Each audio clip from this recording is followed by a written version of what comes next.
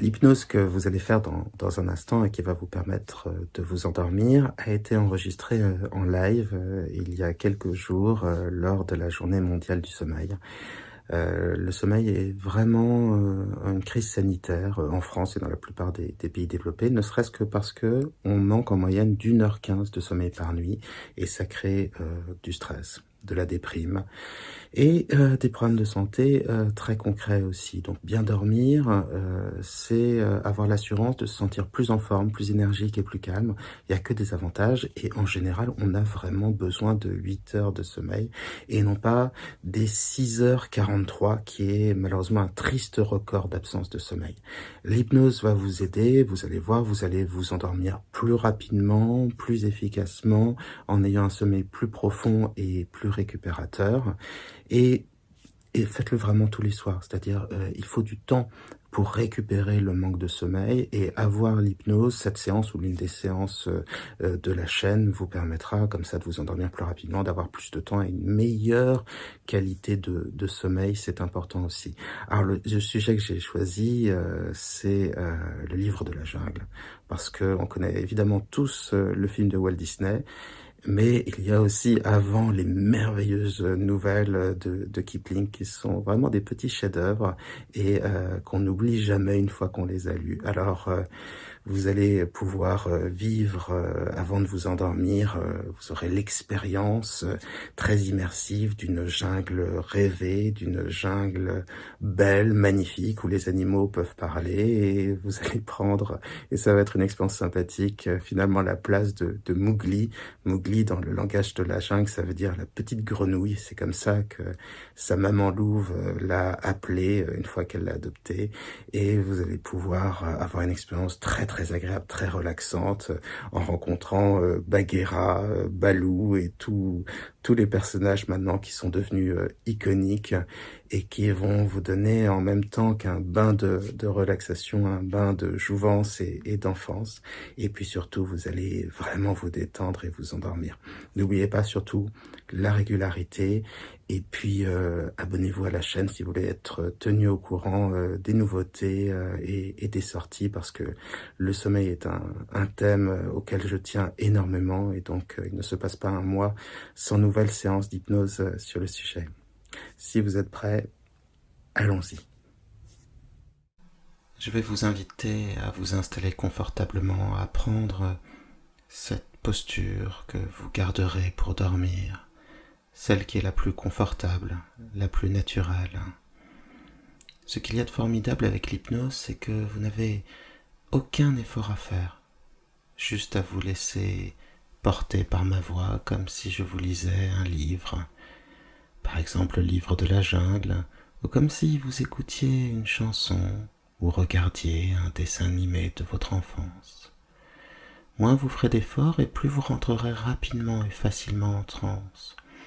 Et de fois en fois, à mesure que vous répéterez tous les soirs cette séance pour développer une capacité de calme propice au sommeil et ainsi aussi cultiver un sommeil plus profond et récupérateur, et bien de fois en fois, il deviendra toujours plus facile d'entrer en transe, de se laisser porter par votre inconscient, par ma voix. Et peu importe le moment où les yeux se ferment, peu importe le moment où vous entrez en transe, peu importe aussi les moments où votre attention vacillera, certains mots, certaines phrases qui vous échapperont, c'est pour vous aider à lâcher prise. Je ne sais pas si l'inconscient collectif existe, mais s'il existe, c'est évident qu'il y a un chapitre entier consacré au livre de la jungle. Dès que l'on utilise ces mots, on imagine tout de suite Mowgli, Baloo, Bagheera, Shere Khan, Kaa. Bien sûr, en général, c'est le film de Walt Disney qui arrive en premier. Et puis pour ceux qui ont lu les nouvelles de Kipling, c'est aussi l'un des plus beaux textes. Un texte vivace, coloré, puissant. Alors, pour l'hypnose, vous n'avez pas d'effort à faire, juste à vous laisser porter par ma voix et vous allez rentrer dans une hypnose très différente de celle de Ka, le serpent. Mes yeux ne vont pas rouler comme des tornades, et ce sera très doux et uniquement centré autour de votre bien-être et de votre endormissement. De toute façon, l'expérience que vous allez faire, l'expérience immersive du livre de la jungle, sera totalement vécue en sécurité. 5. Vous entendez les bruits autour de vous. Ce monde extérieur qui va pouvoir s'estomper au fur et à mesure que ma voix, elle, prendra de plus en plus de place en vous et que le vécu de cette expérience immersive du livre de la jungle deviendra plus vivant, plus présent en vous. Alors, rien que de se poser et de se laisser porter, et même la simple évocation de ce livre de la jungle, tout cela fait naître en vous un processus d'intériorisation et des images colorées, peut-être même le souvenir de certaines chansons. Il en faut peu, oui vraiment peu pour être heureux. Ah, qu'il est bon de marcher à nouveau sur les terres de notre enfance, les terres de nos souvenirs, et simplement se laisser porter comme ça. Cela crée ce processus d'intériorisation propre à l'hypnose. La respiration devient plus lente, plus régulière. Et vous pouvez sentir également qu'elle se ralentit, vraiment au fur et à mesure, sans qu'il y ait d'effort à faire. Mais simplement pour accompagner ce mouvement et parce que la respiration est au cœur de nos états émotionnels, prenez 2 inspirations profondes. C'est même d'ailleurs le seul effort que je vous demanderai. Après, vous pourrez vous laisser poser dans la transe hypnotique, dans un lâcher-prise agréable et une rêverie tout aussi agréable. Alors pendant que vos pensées s'accrochent et se décrochent, alors que vos pensées se font, se défont, forment d'autres sous-formes, votre respiration, elle devient plus profonde, plus calme, plus lente. Et votre corps et votre esprit se rapprochent toujours davantage de cet état qui va vous permettre de vivre comme un rêve, mais un rêve plus précis. Eh bien, l'expérience de la jungle. Une jungle rêvée, une jungle merveilleuse, une jungle où tous les animaux parlent, une jungle organisée comme une sorte de société qui aurait ses lois, une jungle harmonieuse, qui crée en nous la nostalgie de quelque chose qui nous échappe, d'un passé, de quelque chose de plus primordial que notre société actuelle moderne. 4. Et d'autres sensations s'installent comme le poids de la respiration. C'est cette pesanteur qui va vous faire plonger de plus en plus en transe, le poids calme, profond, régulier de la respiration, et aussi le poids des bras, des jambes, du corps. C'est comme si le corps reconnaissait de plus en plus la fatigue de la journée, et se laisser porter, dériver, plonger vers un état différent qui s'appelle la transe, mais un état très proche de ce que l'on appelle l'état hypnagogique, ce moment où l'on bascule vers le sommeil, où les idées deviennent un peu folles, où parfois on se sent presque tomber, des lumières, des couleurs, comme une sorte de feu d'artifice intérieur. Et on se sent plongé vers quelque chose de différent, qu'on oubliera ensuite puisque c'est le sommeil. Et là, vous êtes à la lisière d'un premier état, la transe, le sommeil de l'hypnose en quelque sorte, qui précédera le sommeil de la nuit.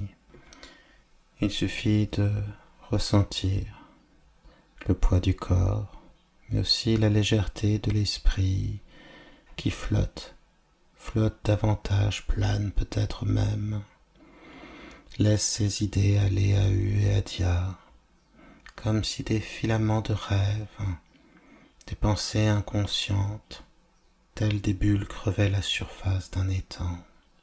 Alors le corps est lourd sur ce lit, et dans cette sorte de voyage inconscient, le lit lourd sur le sol lourd sur les fondations de cet endroit, ces fondations solidement ancrées sur la ville solidement ancrée sur la terre solidement ancrée dans le système solaire solidement ancré dans la galaxie solidement ancrée dans l'univers, et l'univers solidement ancré dans le temps bien sûr solidement ancré en vous, tandis que vous vous ancrez de plus en plus en transe. 3. Et cela me rappelle cette l'histoire d'un philosophe, d'un penseur chinois, qui rêvait qu'il était un papillon, qui rêvait qu'il était un homme, et qui ne savait plus où se trouvait finalement la réalité, si l'une prévalait sur l'autre. Et il y a un peu de cette magie, de cette confusion, ce mystère, dans la lecture, lorsque, empruntant les rails de la pensée d'un autre, donnant chair à l'esprit de l'auteur, on recrée un monde et l'on devient une autre personne. Lorsque l'on oublie le temps, lorsque finalement on devient Mowgli et que l'on imagine ses aventures dans la jungle, ses rencontres avec les barlogs, les singes, avec Kaa, le grand python. Alors, à ce moment-là, peut-on vraiment dire ce que l'on est? Est-on encore totalement soi-même ou déjà un peu autre? Est-on finalement dans ce que l'on pourrait appeler le territoire du rêve ou de l'imaginaire? Y a-t-il vraiment une différence entre les deux? Lorsque l'on se rêve, on se rêve puissamment autre. Continue-t-on à être soi? En tout cas, dans le ressenti, dans cette impermanence, j'allais dire cette fluctuation de ce sentiment de réalité entre l'immanence, presque la transcendance parfois, ou l'essence certainement, de ce que l'on peut percevoir, de ce que l'intuition précède, dans cette sorte de danse où le moi devient tantôt le livre et où l'on retourne parfois, mais plus comme des petits moments d'absence, on reprend pied dans cette autre réalité plus quotidienne. Et cette sensation que l'on a avec un livre, on l'a aussi en regardant un film, lorsque tout disparaît autour de l'écran, et que finalement on plonge dans l'histoire, on devient autre, on a chacun d'entre nous la capacité, cette chose merveilleuse que l'on appelle l'empathie, à devenir autre et à entrer en transe, simplement en rentrant dans une expérience de plus en plus belle, colorée et présente, vivante, j'allais dire. 2. Alors que vos pensées s'accrochent et se décrochent, alors que vos pensées s'accrochent et se décrochent, donc, alors même que vous savez déjà plus que vous ne saviez que vous saviez, alors que faire et ce faisant se faire n'être rien d'autre que ce que l'on sait faire. 1. Les yeux fermés maintenant. Vous êtes dans une transe profonde, agréable. Et ma voix et votre respiration, tout cela va faire naître en vous une transe de plus en plus profonde, un sommeil de l'hypnose de plus en plus étendu, et puis bientôt le sommeil de la nuit. Et il y a dans cette conjonction entre la pensée qui se pense, l'imagination qui s'imagine et le rêve qui se déroule, sans qu'il soit besoin nécessaire de reconnaître ce qui arrive en premier et de donner à cette création de l'inconscient ou peut-être du conscient, en cela qu'il apporte les premiers éléments, les premiers ingrédients nécessaires à la rêverie ou peut-être dans la source de ces anciens conflits intérieurs, la résolution vers la voie royale, la voie presque sacrée vers l'inconscient. Vous entrez plus en transe. Et en rêvant, en laissant l'inconscient créer librement le paysage fantastique de sa rêverie, dans cette rêverie donc, cette capacité merveilleuse à profiter du rêve, dans la transe, du conscient, dans l'inconscient, dans cette sorte de réciproque, sereine, calme, où la respiration plus profonde côtoie aussi une transe plus profonde, on rentre plus en soi-même et on est davantage en transe.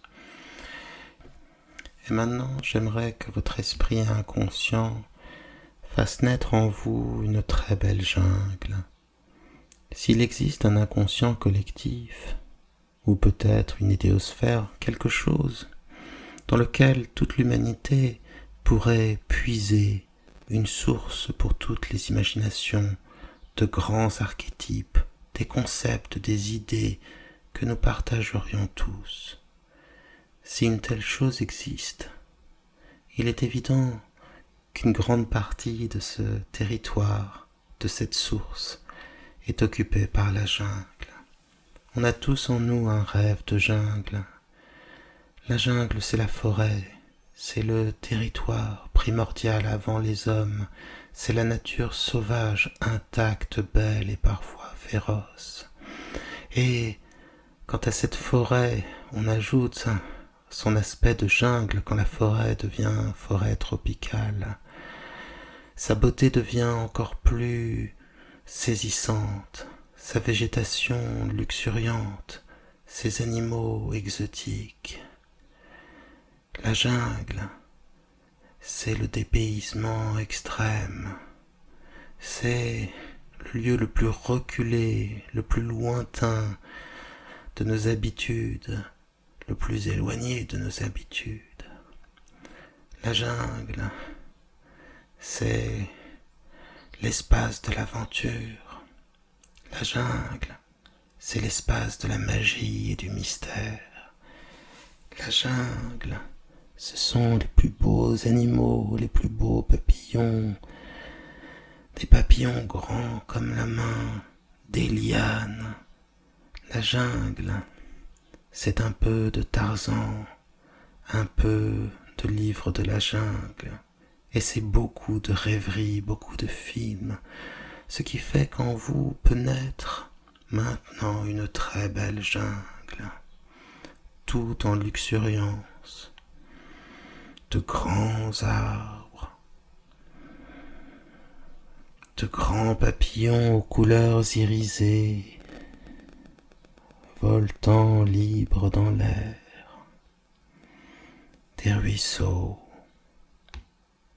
des singes, des tigres, des loups, des ours. Nous sommes dans une jungle rêvée. Il importe peu que ce soit la jungle de l'Inde, décrit dans le livre de la jungle, ou une jungle amazonienne, ou une combinaison de toutes les forêts tropicales, de toutes les jungles du monde, asiatiques, africaines, américaines. Cela n'a aucune espèce d'importance, car c'est le territoire du rêve que vous êtes en train d'arpenter. Les images, les sons, les sensations vont se préciser. Et comme par touche, des fleurs colorées, des orchidées, d'autres fleurs inconnues vont pouvoir apporter de merveilleuses couleurs. Ces couleurs qui s'envoleront librement sous la forme de papillons, des papillons bleus, aux ailes presque holographiques, irisés, de beaux papillons blancs, si grands, si majestueux, si touchants, des fleurs qui volent en quelque sorte. Et puis cette sensation agréable, douce, d'être très loin de tout village des hommes, très loin de la modernité. Il importe peu que cette jungle soit la jungle du 19e siècle, du 20e ou d'une autre. C'est une jungle atemporelle, c'est la jungle de vos rêves, c'est celle que nous partageons tous dans notre imagination, dans cette curiosité, cet esprit d'aventure que nous partageons tous. C'est aussi la jungle, tant de fois imaginée pendant l'enfance. C'est le merveilleux, le dépaysement. Alors laissons votre inconscient vous permettre de prendre la place de Mowgli. Prenons simplement quelque temps, quelques instants pour se souvenir de votre histoire, se souvenir comment, enfant tout jeune encore, vos parents ayant disparu, vous avez été recueillis par un couple de loups, mère loup qui venait d'avoir 4 louveteaux et père loup. C'est le moment de se souvenir comment mère loup s'est battue face au clan des loups pour vous faire accepter en tant que loup. De quelle manière Sherka le tigre a essayé de l'empêcher et de quelle manière aussi Balou, l'ours, le sage Balou, a pris votre défense. Balou qui connaît tous les textes de la loi de la jungle. Mais c'est l'apparition de Bagheera, la fière et noire panthère qui a tout changé. C'est elle qui offrit au loup affamé la dépouille d'un buffle. Et par ce cadeau fait au clan des loups, vous êtes devenu un loup. Vous avez appris la langue des loups, joué avec les louveteaux, appris la chasse, appris la beauté de la jungle.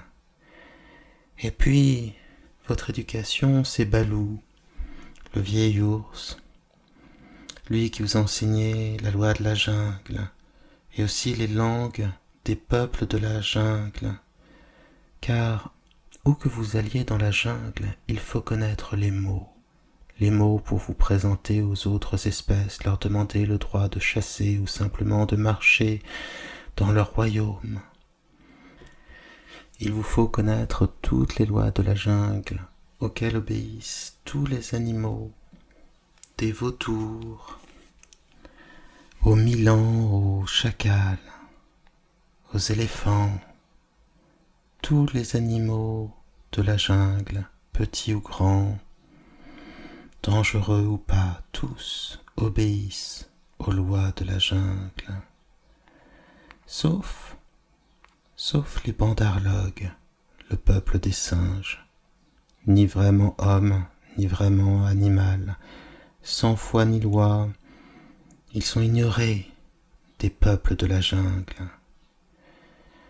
Ils n'ont pas vraiment d'ambition, ils ne font que jouer, et ils sont dangereux parce qu'ils ne respectent rien.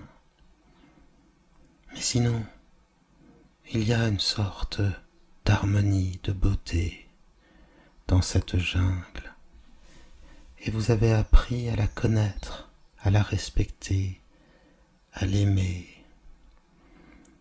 Et bien sûr, comme vous êtes dans le cadre d'une hypnose, il n'y a pas de menace.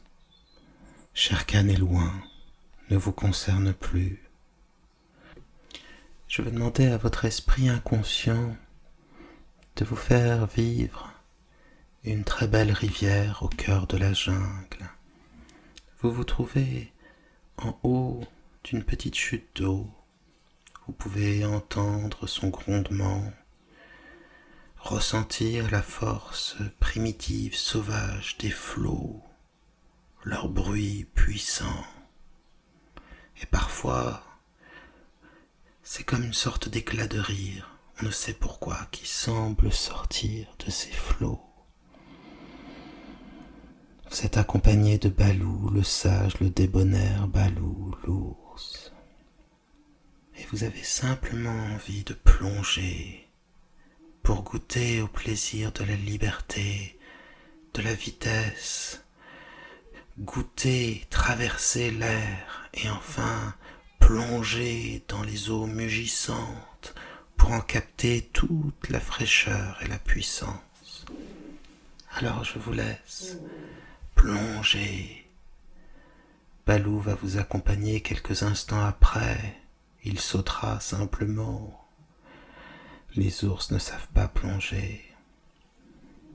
Et puis, libre, calme, avec une joie farouche au cœur, accompagné de Balou, en faisant la planche, vous allez pouvoir dériver le long de cette rivière, un peu de la même manière que votre corps là-bas repose sur le lit, là faisant la planche, porté par l'eau, vous dérivez, et vous pouvez apercevoir au travers des arbres le bleu merveilleux du ciel.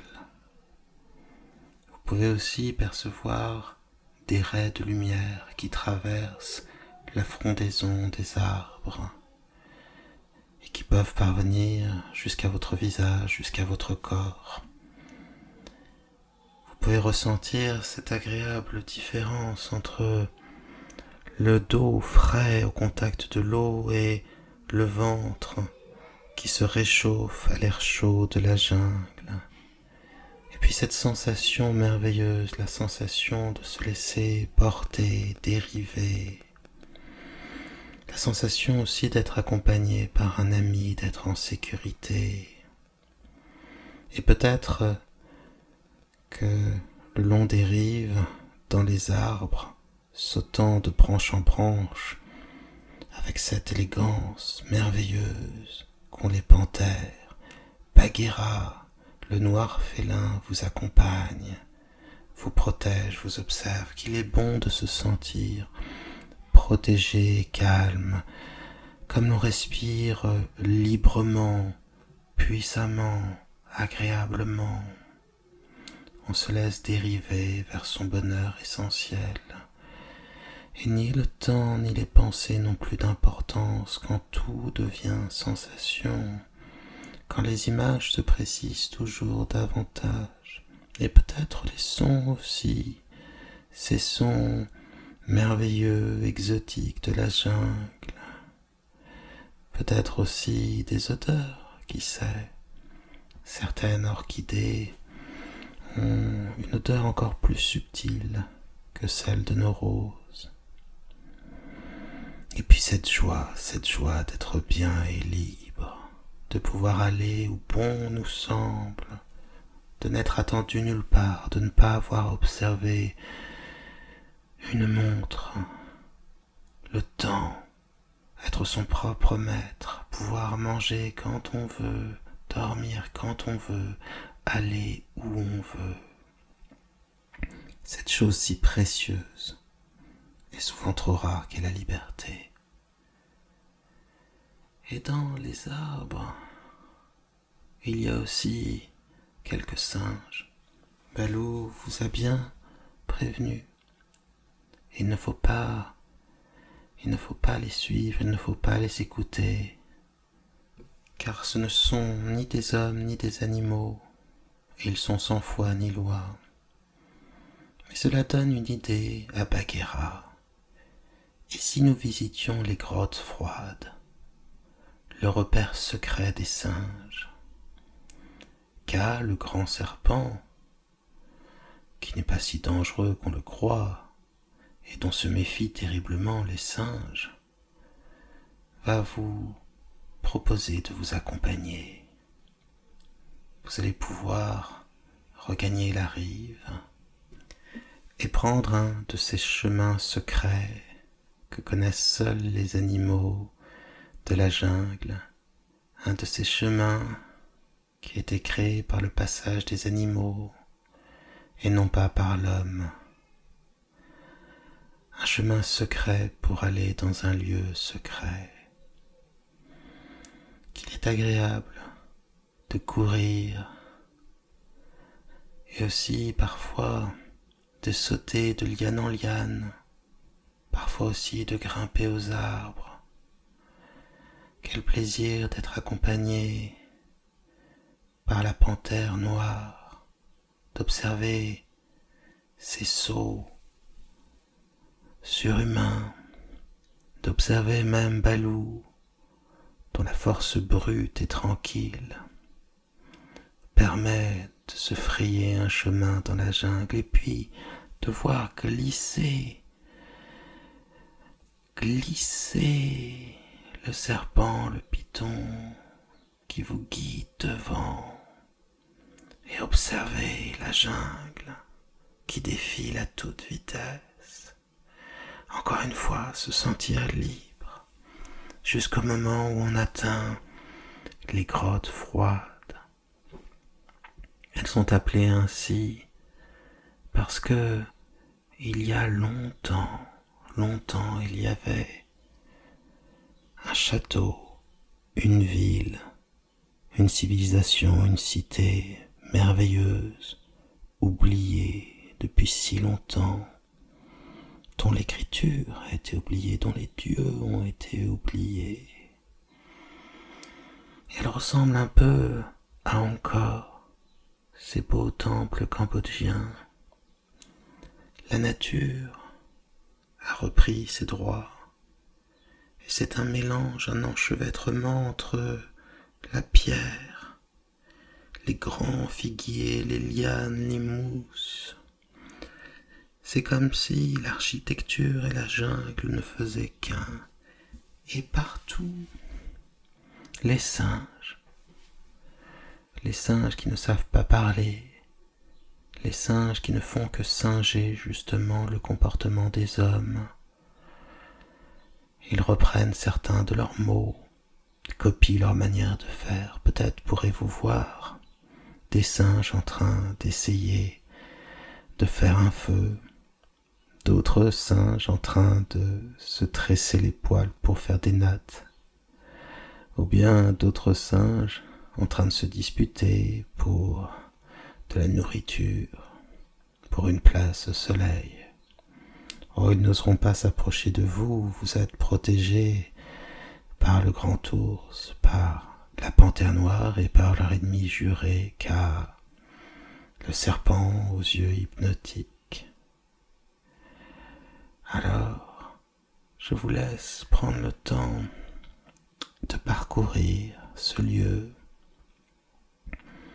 le temps de découvrir toutes ces singeries, ces primates qui s'amusent, toutes ces scènes cocasses, mais aussi le temps de découvrir la beauté millénaire et ce sentiment difficilement descriptible que l'on a lorsque l'on observe des ruines. Cette beauté, ce sentiment sourd en soi et puissant, cette aura de mystère.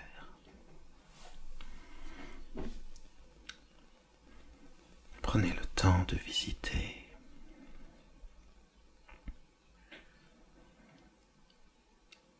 Je vais vous accompagner comme cela 2 minutes en silence pour laisser à votre inconscient le temps de bâtir le plus merveilleux des rêves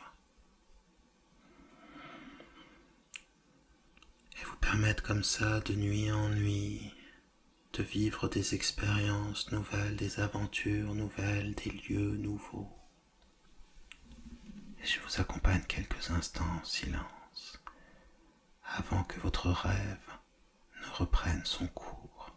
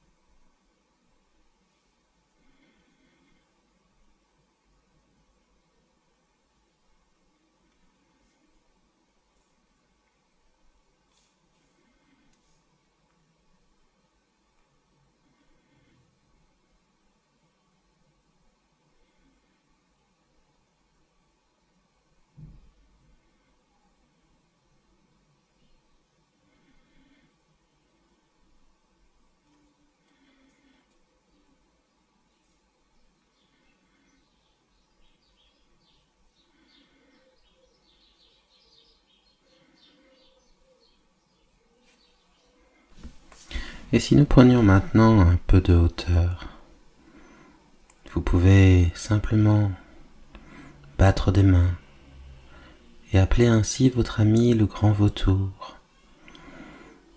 Les vautours ont mauvaise réputation et pourtant ce sont les grands nettoyeurs de la jungle, des animaux très utiles, et puis lorsque leurs ailes sont déployées, leur vol est véritablement majestueux. Alors pour celui qui comprend et connaît la loi de la jungle, il ne peut qu'éprouver un grand respect pour les vautours. Et cela tombe bien, l'un d'entre eux est votre ami, et si vous lui dites maintenant les mots secrets attachés à son espèce, si vous lui demandez poliment et gentiment, il va pouvoir vous saisir au niveau des bras et vous emporter vers le ciel, vous permettre de voler, porté par ses grandes ailes. Vous êtes prêt? Alors vous pouvez vous lancer. Et porté par le grand oiseau, par le grand rapace, prendre de la hauteur et découvrir la jungle partout, à des dizaines, peut-être même des centaines de kilomètres.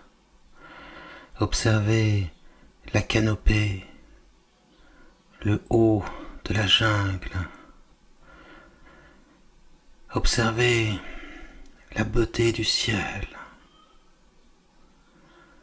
Observez ces rivières, ces cascades. Observez la brume aussi qui monte de la jungle. Et ressentez cette liberté. Vous pouvez aller où bon vous semble.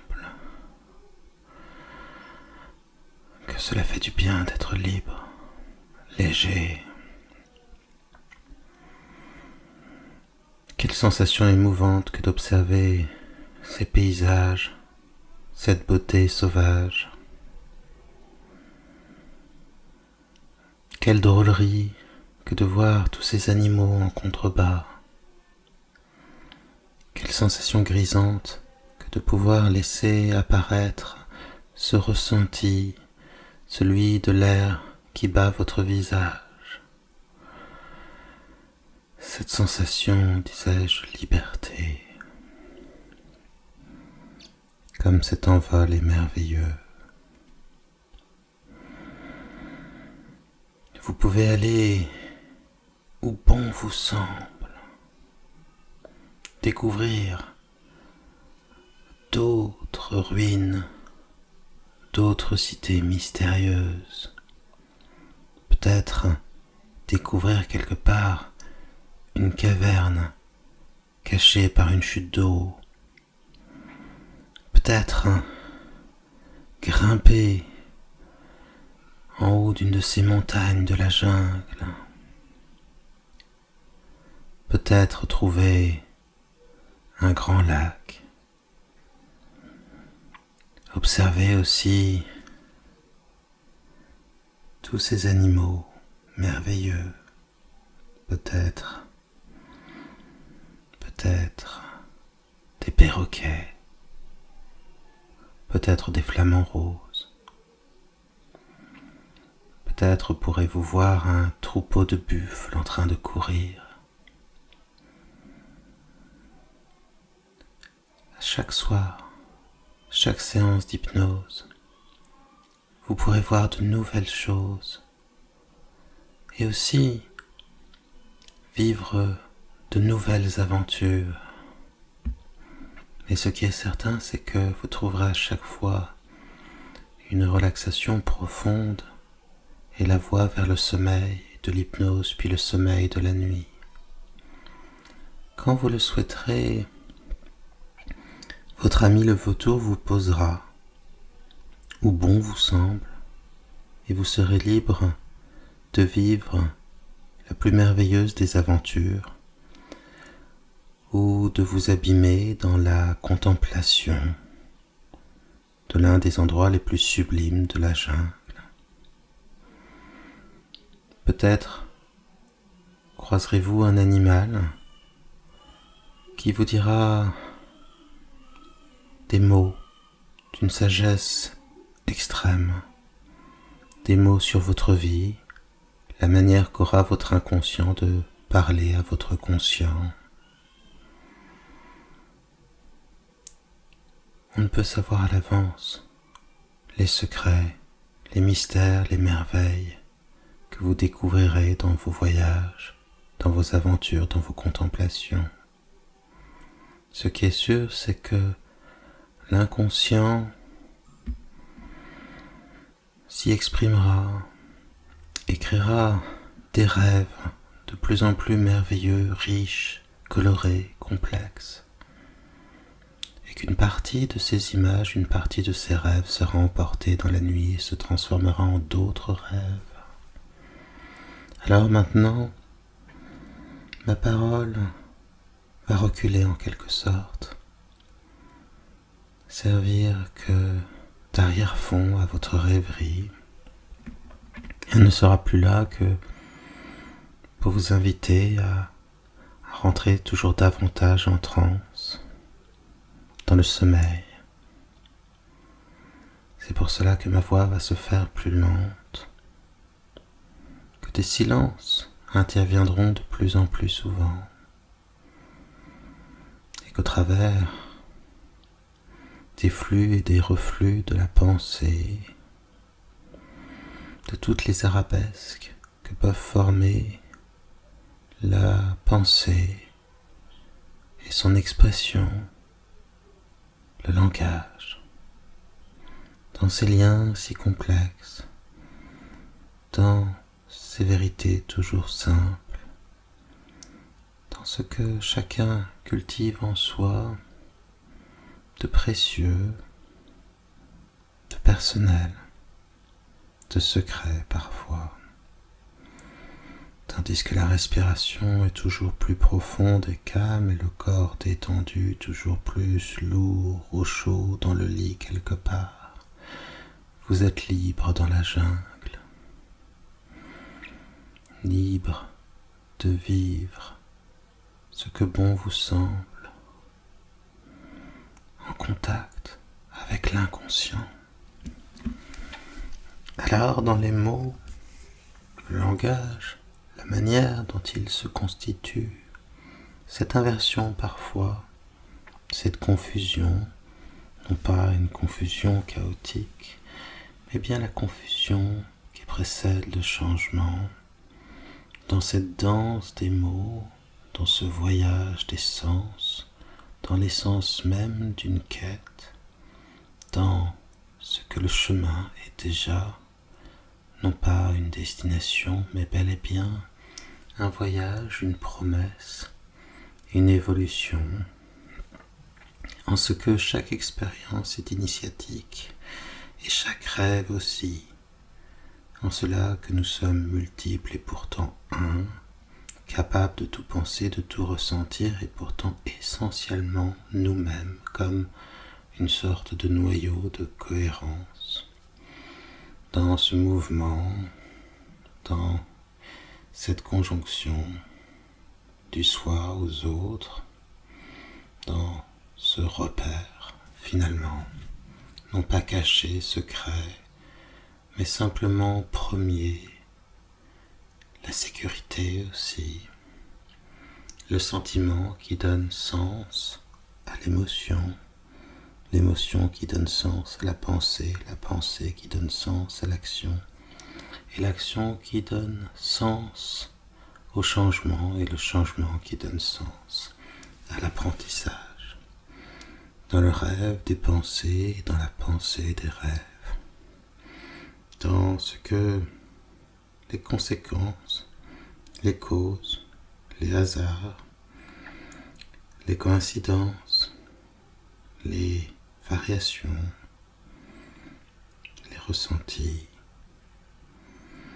comme des affluents, comme des rivières, des fleuves, des mers, des océans, là où l'image devient le secret ressenti, et le ressenti, le son de la sensation, quand la synesthésie est quelque chose de naturel, lorsque l'évolution, en ce qu'elle impacte, répare, recrée, développe, comme une graine se transformant en plante, en cela que la fleur, non pas l'aboutissement, est bel et bien le cycle, en cela que tout est différent et identique, que finalement les paradoxes, les oxymores, les faux dilemmes sont peut-être les moments les plus lumineux d'une vérité ressentie, développée, cultivée dans l'ombre, l'ombre de l'inconscient, du moi, du ça, du surmoi, dans ce que la pensée qui se pense, la conscience de la conscience, cette sorte de feedback, de retour sur soi-même, ce mystère finalement qui crée la différence, la consomme entre l'animalité et l'homme, entre l'animalité et les plantes, entre la flore et la faune, et entre la flore et le minéral. Quel que soit le règne dont on parle, quels que soient les changements induits, la ritournelle presque, et cette danse, ce menuet de sens, cette direction, ce cap, la manière dont les vents du changement gonflent les voiles de l'expérience et le bateau des apprentissages, sillonnant les espaces des pensées, toujours changeant mais gardant ce cap dernier que l'on ressent mais que l'on ignore, que l'on devine et qu'on oublie, que l'on sait et que l'on suit au fond, sans avoir besoin de s'en rendre compte. Ce que la pensée en elle-même s'est développée, conjuguée, évaluée, convoquée, invoquée, retranscrire, dépeindre, disséminer, et aussi dans cette simplicité qu'à l'intuition, la réponse avant la question, celle d'une évidence, presque d'une révélation, d'une connexion directe avec la vérité d'une personne, d'un moment, d'une situation. Dans ce mouvement, presque ce mouvement de balancier, celui que l'on retrouve lorsque le vent fait bouger les lianes et les feuilles des arbres, lorsque les oiseaux planent haut et les papillons peuvent volter tranquillement, dans le cours permanent, serein, le clapotis d'une rivière et aussi le fracas d'une cascade, dans cette connexion, ces nœuds, c'est un broglio, non pas c'est un broglio peut-être, mais ce dédale, ce labyrinthe qui pourtant mène toujours à l'endroit essentiel, celui de la vérité et du calme intérieur. Dans cette sensation des paupières fermées, du corps lourd, de la respiration tranquille, dans ces silences, ces absences, ce jeu du moi, les moi du jeu, les moi aussi, bien sûr, le divin sentiment, l'amour en quelque sorte, pas un amour général, ou plutôt peut-être plus qu'une propension un désir, une inclinaison, simplement un élan du cœur, une spontanéité de l'être, une légèreté souvent. L'esprit virevoltant et le corps lourd et endormi de plus en plus ensommeillé, en ce que la parole, tel un soporifique puissant, un somnifère, convoquant dans l'éther des images, cet éther plus réel, celui qui fait oublier, et la douleur et la vie parfois, ce que l'on sait comme on le devine. Dans cet ordre, émanant, ou plutôt dépassant le chaos apparent en ce que toute chose est apollinienne plutôt que dionysiaque. Et dans cet enchevêtrement de ressentis, mais aussi les temps de silence, les pauses, la fatigue, le rêve, le sommeil, ce qui jouxte, avoisine et parfois pose comme une frontière de sens. Le corps endormi,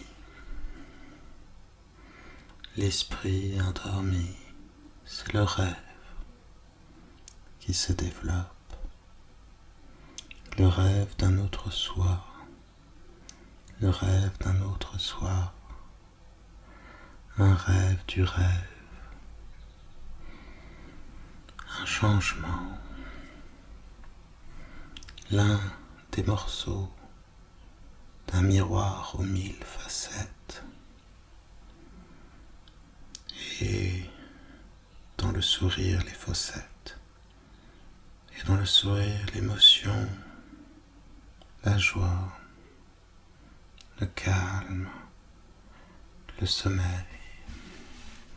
On se laisse porter, dériver, être simplement bien,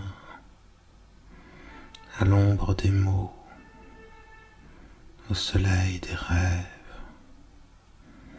lorsque, comme l'étoile du matin, Vénus ou l'étoile du berger, lorsque la constellation d'Orion se retrouve au pinacle, au sommeil, et ensuite oubliée dans la danse éternelle des étoiles et des nuits et des jours et du temps. Vous entrez encore plus en transe dans le sommeil, et qu'il est doux d'oublier, de se laisser porter, de se laisser rêver, de découvrir en soi, pour soi, non pas un autre soi, mais un soi révélé, ce que l'on sait ne plus savoir et que l'on ressent au-delà des premiers sentiments, des affects, du jeu des apparences, du sentiment du temps, en ce que ce qui est réel, structural, imaginaire, peut être un territoire, peut-être une réalité commune, peut-être des archétypes, peut-être enfin simplement un inconscient qui se dérobe autant qu'il se dévoile, en cela que le multiple est unique